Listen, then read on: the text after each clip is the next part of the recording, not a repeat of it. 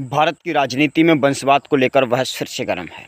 इस बार नाम है शशि थरूर और जवाब में सामने आया है एक पुराना सवाल, क्या वाकई वंशवाद की शुरुआत नेहरू ने की थी? दरअसल थरूर ने हाल ही में कहा कि नेहरू ने भारत में वंशवाद की परंपरा शुरू की, लेकिन इंडिया टुडे के एक लेख ने इस बहस का रुख ही बदल दिया। कहा गया कि अगर किसी को दोष देना है तो जवाहरलाल नेहरू नहीं बल्कि के कामराज हैं। कहानी 1966 की है, जब प्रधानमंत्री लाल बहादुर शास्त्री की अचानक मौत हो गई। उस वक्त कांग्रेस पार्टी दो रास्तों पर खड़ी थी। एक तरफ थे मोरारजी देसाई, जिनका अनुभव और सीनियरिटी दोनों भारी थी, और दूसरी तरफ एक शांत कमजोर समझी जाने वाली नेता इंदिरा गांधी।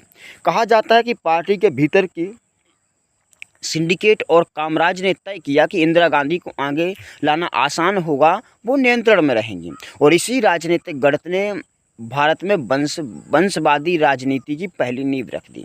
नेहरू ने कभी नहीं कहा था कि उनकी बेटी को प्रधानमंत्री बनाया जाए, बल्कि उन्होंने कहा था कि उत्तराधिकारी का फैसला पार्टी खुद तय करे। लेकिन कामराज और कांग्रेस के उस समय के पावर ब्रोकरों ने इंदिरा गांधी को कठपुतली यानी गूंगी गुड़िया समझ करके आगे बढ़ाया, और वही कदम आगे चलकर कांग्रेस में परिवार आधारित सत्ता की परंपरा बन गया। तो सवाल सिर्फ इतना नहीं कि वंशवाद किसने शुरू किया, बल्कि एक कि किसने उसे संभव बनाया, क्योंकि सत्ता सिर्फ परिवार नहीं बनाता, उसे बचाने के लिए पूरे सिस्टम का सहयोग चाहिए।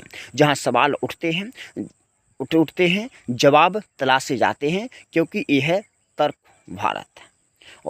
और मैं हूँ रूप सिंह परिहार। जय।